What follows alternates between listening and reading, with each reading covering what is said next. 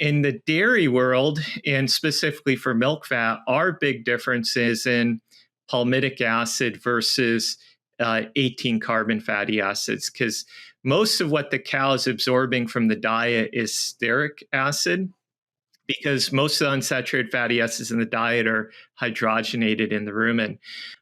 So we see the most consistent fat responses to palmitic acid.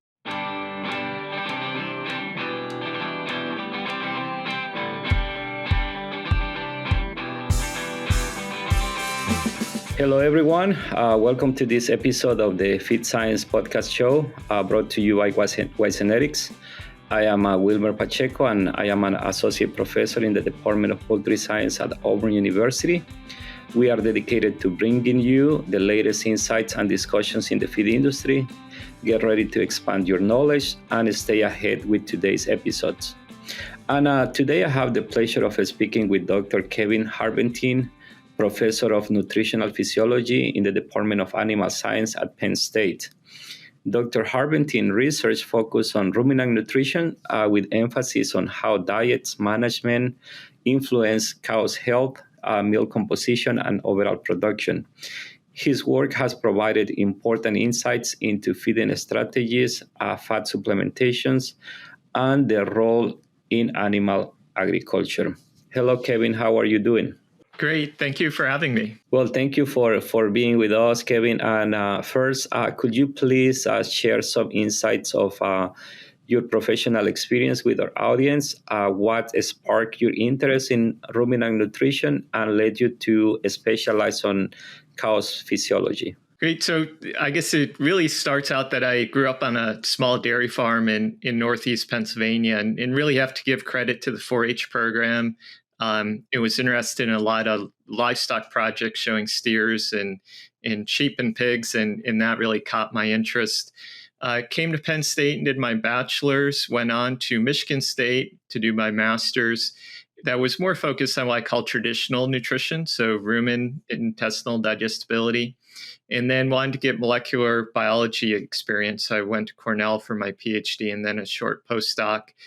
Working with Dale Bauman, and now I've been back here at Penn State for 16 years. Excellent. I have never had the pleasure to visit, but it must be like a good place to live there. Yeah, it is. It is a beautiful place, and we have all the benefits of a college town, and we're in the middle of the state with a lot of hiking and in scenic areas around. It's really nice place.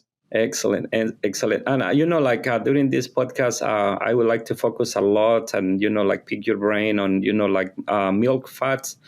And maybe, the first question that I will have is what has changed about how we think about feeding for milk fat over time? And maybe what are the biggest lessons we have learned from the last past decades of research? Yeah, so when I started out doing milk fat work,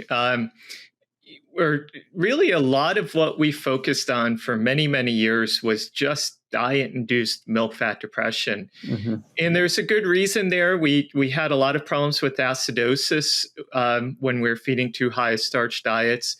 When distiller grains became available, they were really high risk for milk fat depression. And we commonly saw a lot of really low milk fats from milk fat depression. And then in that early 2000s period, there's a flurry of research that we actually understood what was causing the problem, right? So it was really neat that we understood a mechanism and we could have an impact in the real world. But when I started on faculty, I remember talking to a lot of nutritionists, and they're like, you researchers are really good at decreasing milk fat. That's not what we're trying to do in the real world. We're trying to increase milk fat, right? So I'd say over the past 15 years, that's really been a lot of what our focus has shifted from is the how do we stay away from milk fat depression, which is still really important, to this how do we increase milk fat? And I'd say a lot of our perspective kind of have this long-term goal to actually be able to predict and understand why each cow or each herd has a certain level of milk fat, and then go beyond that to say, okay, this is why they are at the milk fat they're at. what can we do to actually increase their milk fat? So in the nutrition side, a lot of our focus is in the last dozen years has been around increasing fat supplements in specific fat supplements to improve milk fat. We've done a series of experiments around acetate, which the cow normally gets her acetate from fiber digestibility, but we're able to supplement acetate. And both of those are looking at what I call a substrate mechanism. So you're providing more of what the cow needs to make milk fat. So I'd say that's the big change, is that our entire focus is milk fat depression to our modern focus of staying away from milk fat depression, but at the same time trying to improve milk fat. Excellent. And does milk fat change over the year? So maybe because you are discussing like there are some nutritional, depending on what you feed, you can influence the amount of milk fat. Or are there any environmental drivers that also influence that? Yeah, definitely a bunch of different environmental drivers, and season is a really big one. And everybody had lived this every single year, that we had low milk fat in July, and then milk fat would increase in the fall, and we'd have highest milk fat in January. And all the nutritionists thought they were doing a great job, and then all of a sudden milk fat was going back down when we went through the spring. So we had always lived that, and I think we used to try to explain, at least during the summer, as it being heat stress. And a number of years ago in the lab, we were also doing some circadian rhythm work, so daily patterns. And to do that, you have to fit a cosine function. So we had worked out the approach to be able to fit cosine functions in our mixed models. And we said, hey, why don't we use that same approach to try to quantify these seasonal rhythms? So we went in a couple different databases and have characterized that seasonal pattern of milk composition and milk yield.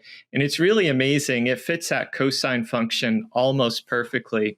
So you have highest milk fat January 1, lowest milk fat July 1, really consistent every single year. And what I like to tell people is, to sit down once a year, pull out your calendar and write on your calendar what you expect your milk fat to be each month, because I think we can more accurately and precisely know if we're reaching our goals in our potential for our herd if we're accounting for that pattern. Now, that's most likely being driven by lengthening and shortening days and the change in day length. So there's not a lot we can do about managing out of that, but we can at least program that in. And it's about 0.3 units, maybe a little bit more than that, change from the high point to the low point across the year. Okay, and that's really interesting. So, do you have like any colleagues, like let's say in New Zealand or Chile, that they see the opposite? Yeah, so when we first did the data, we used our U.S. milk market data, and then we used data from DHIA, the DRMS database. And everybody asked, well, what about South America? And it's like, I really don't know where to go to get the database, but there's some folks in Brazil have done a really good job taking some databases from Brazil and show the exact opposite thing that we see. So it's a really, really consistent pattern that way. I hear from nutritionists in Australia and other parts of the world that they know it's happening similar just from what changes they have. But the only other analysis I know of is from Brazil. Okay, and maybe, because it seems like that milk fat is predictable based on the time of the year. So are there any strategies that, like nutritionists or, other people working in the industry, they can do just to minimize, let's say that reduction in milk fat that you're going to observe in July 1st, for example? Yeah, and there was a lot of day length work done, actually going all the way back to the 80s. And that data is really consistent that if you put cows under constant long days, so it's 18 hours of light, those cows make about 5% more milk and they don't change milk composition. So the best recommendation as far as like managing the environment standpoint I have is to try to have constant long days, but you do need a dark period, because if you do not have that dark period, you lose the effect. The other thing that's really interesting is that a lot of that change is you get more of a change in the de novo synthesized fatty acids, so the fatty acids the mammary gland's making from scratch. So if you think nutritionally, that cow actually needs more acetate and more glucose to keep up to that potential. So we haven't done any experiments to do this, but I think it kind of is logical to think that if there's a time of year where you would want to be feeding good quality forages and making sure rumen fermentation is really optimal, you would want to be doing that through the winter period, just so that you're not cutting off that potential for the highest milk fat. Now, I hate to say that because I don't want everybody to leave their really bad forages during the summer. We want good forages year round. And I think there's a good argument for the good forages would have a benefit for really during heat stress periods also. And you know, like when you were discussing about the length of the day, do you know, like, if there is any difference between the type of light or the spectrum of light that will work better for, to maximize fat production? Yeah, so the circadian, this is likely all linked in with the same systems that are being triggered in the circadian rhythms, and that's within the blue spectrum of the wavelength. So that's where you would actually want to focus. And there's two parts of that. So during the day, if you were targeting in wavelengths, you'd want to hit blue.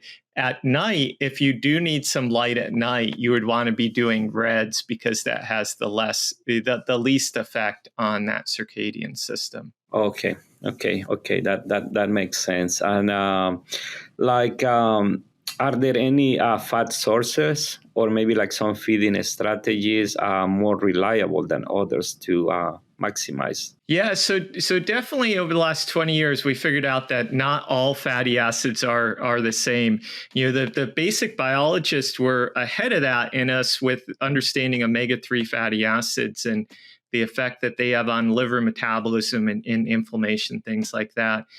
In the dairy world, and specifically for milk fat, our big difference is in palmitic acid versus 18 carbon fatty acids, because most of what the cow is absorbing from the diet is stearic acid, because most of the unsaturated fatty acids in the diet are hydrogenated in the rumen. So we see the most consistent fat responses to palmitic acid. We will see milk fat responses to 18 carbon fatty acids when we start at very low fat diets. So there does seem to be an interaction between dietary fat level and fatty acid profile, but it's the high palms that are going to be the most consistent in that fat response. Okay. So does that mean, and like I'm in the poultry industry, does that mean that like producers, from US, they need to bring like palm oil from other areas? Most of what we're using in the dairy industry is a high palmitic acid free fatty acid product that's a byproduct of palm oil refining. So we're not using palm oil itself, but this fractionated product. But what's really changed, fat has always been an expensive nutrient, but it's gotten much more expensive the past few years. Part of that is the competition that we have for our tallow and in some of our other fat streams by the renewable fuels, biofuels segment. And then part of it also is just the way the different oil markets have gone. Ocean freight costs in those other things have also increased those costs to dietary fat. But it's really been an interesting spot that if we think about fat just as an energy source, it's very expensive. But we're not just feeding it for an energy source now, because we do need to deliver a certain amount of dietary fat to really support milk fat production. Okay, yeah, because we are in the same boat here with poultry too. Because fat is very expensive right now, it doesn't even enter the formula. Sometimes you have to force it We are in the same situation with expensive oil and cheaper corn. So, when you're formulating the diets, it will naturally, the formulation program is going to ask for more corn and less fat. Yeah, and it's hard to look in the crystal ball and see what the future is gonna hold on that. But it's been rather consistent in the last few years that it seems to be a reality. And are there, because like you discuss a lot, like fat supplementations, are there other nutrients that also the producers need to pay attention? Maybe like let's say amino acid or rumen bypass amino acid. Does that also influence at least the level of solids in the milk? Yeah, and actually, just to flip back, so we mentioned kind of the fat supplements themselves, but the other thing that we use quite a bit in the dairy industry is whole cottonseed, which is a good source of fat. And now there's also we've always fed some roasted soybeans, but that had actually gone down over time. Now there's a lot of interest in feeding roasted soybeans, and I think that's going to be a future more and more of a source of fatty acids for us. The other nutrients that really play in come in related to the risk for milk fat depression. So you need a stable rumen that has good biohydrogenation capacity. And we really don't understand a lot about that at the really specific level. We know that we become more unstable the more starch we add, the more rapidly fermentable we make that. We know we move in the safer direction when we add more sugar to a certain limit, but there's the microbes that ferment sugar seem to be good biohydrogenators. We've also done a series of experiments with HMTBA, so the methionine analog, and that's been really consistent in our hands that the methionine analog maintains diversity of microbes in the rumen, maintains a higher protozoal population. We don't know exactly which of those microbes are the ones that are important that it maintains, but it really stabilizes fermentation and keeps it more consistent. But I always say there's a lot of different ways to feed cows, and most of them work, right? There's a few of them that don't work. Anything you do to mess up the rumen, you can end up with milk fat depression. Even we'll get calls where you have a bad silage fermentation and you have really high yeast counts, and that will throw the rumen off and cause milk fat depression. We don't know exactly what it is about that, but that is there's a lot of different factors like that. And when you were talking about roasted soybeans, because right now there are some varieties of soybeans that are high oleic soybeans, right? When you talk about like roasting, are you referring to any kind or specifically to high oleic soybeans? Yeah, so we've always fed some regular conventional soybean, but the problem with conventional soybeans is in the fatty acids, about 54% of it is 18-2. And that fatty acid is the highest risk for altering fermentation, causing milk fat depression. Oleic acid, 18-1, is lower risk for disrupting fermentation. It's hard to compare apples to apples, but I often say that probably 18-2 is 2 to 3 times the problem that 18-1 is. So these high oleic soybeans, they've been on the market for a little while. We did some early experiments back in 2018 and 19, and there's also work done at University of Wisconsin and in another lab here at Penn State it really showed what you would expect from those soybeans, that they had a lower risk for milk fat depression. Now, there's been a flurry of research over the last couple of years and a lot of interest from the field. Number of different reasons. Part of that is, like we said, fats become such an expensive nutrient. But what it is that high oleic soybean allows you to feed to higher levels. while maintaining a lower risk for milk fat depression. So there's pretty wide range of what people are feeding, but you definitely can probably go to say 3 times more, and maybe not every time going to be okay, but you can feed much higher levels without entering problems. I always like to comment on that they're not zero risk. There's still some risk for milk fat depression. Those soybeans are still, I think, about 12% 18.2, but they are much lower risk. Okay, it's really interesting because in chickens, that's what we need. We need 18.2 linoleic acid. Yeah. And it's really interesting to know, cows are completely different. And I think that's why it's so important to understand the physiology of the animals that we're feeding. Yeah, so we have done a little bit of poultry work around omega-6 and omega-3 fatty acids, and I haven't dug super deep into that, but I know there's literature on that, an essential fatty acid requirement. But boy, I think we really probably could go back and do some more work with all these fatty acids now that we understand more about what each of them does. Yeah.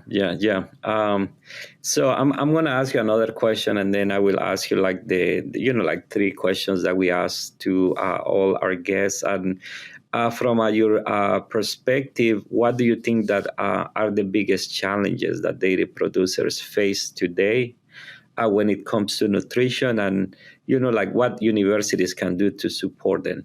Yeah, so I think our challenge always in ruminant nutrition is this balancing fermentability to maximize energy intake while still maintaining stable rumen fermentation, where we get good fiber digestion and don't have milk fat depression.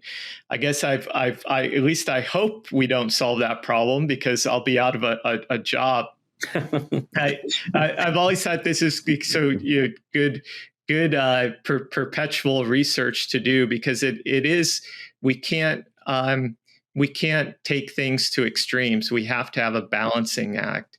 So I think that's really our biggest challenge for the nutritionist, because as soon as they start backing off on energy, most of the times we're energy limited in milk production, but it's also a really big challenge for producers. And, I would also say, I think that the nutritionist and the producer, the manager, have really an equal part, because the more we learn about this, it's not just about the diet, but it's a lot about how you're managing that cow and how you influence cow behavior. So I think that's another really big thing, is to get that, not just the right diet on paper, but then to have it be working on that farm in an efficient way that works well for the cow. Yeah, and maybe I will ask you another question in that regard, because I was curious too. Because when you discuss fiber, are there any sweet spots between soluble or insoluble fiber? How does that play into cow's nutrition and rumen fermentation, maybe? Yeah, so I think I would go back to there's so many different ways to feed the cow. And it's really interesting when you start looking across the US, how different of diets people will put together, and they still work for that cow. Now, again, there's some of them that don't work for the cow, but the cow is pretty adaptable. And I think what that comes down to is regional opportunities. So if you look at folks in California that are feeding a lot of byproducts because that's their local advantage, right? And you look at their soluble fibers and sugar concentrations are really high, and their structural fiber levels are pretty low, but those diets are able to work in that situation. But then you go to the upper Midwest and they have a lot of corn silage, and most of the fiber coming in on that corn silage. So I think we can make a lot of different diets work, and we need to do that to take advantage of those local opportunities. It's just a matter of how you pick ingredients to match to complement the base diet. It's time for our famous 3. Wisenetics turns podcast airtime into brand authority. We don't sell ads, we elevate voices. Curious how far your voice can go to become a reference in the industry and attract more leads? Scan the QR code and discover how we can turn your expertise into unmatched brand authority. Let's transform expertise into influence, starting now. Okay, excellent. So now I would like to ask, the final 3 questions, and maybe if you could share your favorite industry-related book. Yeah, so I'm gonna have to go with Journal of Dairy Science as my modern favorite book. When I was on the dairy podcast, I had mentioned there's a 1980s lipid metabolism in ruminant animals that I really enjoy looking back over. But I probably most of my reading is Journal of Dairy Science, and where there's always really, really neat stuff coming out there. Excellent. And outside, the academia and the scientific, let's say, landscape, what is your favorite book? Yeah, so I'm going to have to go with 7 Habits of Highly Effective People. And I think I probably need to go back and read it again. It was recommended to me back before I started graduate school. So I think I read it in the summer of 2001. And I actually give a copy of it to every one of my grad students when they start in the lab. There's a lot of modern business books and in that kind of theme, but 7 Habits I really enjoyed, and I think it's really a pioneer in thinking about how to manage and do things well. And since you are talking about grad students, and we care a lot about students as faculty, so maybe if you could just provide some advice to grad students that are now in in their master or PhDs, what tools can they use while they are in the university to leave the university better prepared to the challenges and the opportunities that are in the industry or in the academia? Yeah, so my mind goes to, we had a university president a number of years ago that when he was speaking to the new freshman undergrads on campus, he said that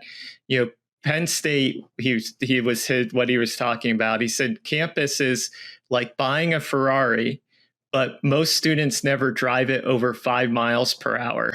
Mm-hmm. And I think my advice for students is really to jump in and engage with everything that they have an opportunity to do, and just try to take advantage of the opportunities that they have, not just at the university they're at, but with industry and in our professional societies. There's so much out there. So many good folks are willing to give advice scientifically and professionally.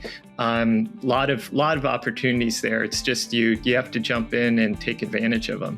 Excellent. Well, that concludes another episode of the Feed Science podcast show presented by Wisenetics. Thank you for joining us today. Don't forget to subscribe to stay ahead on future episodes. And if you enjoyed today's episodes, please leave us a comment. Thank you, Dr. Kevin, and I hope everyone have a blessed day.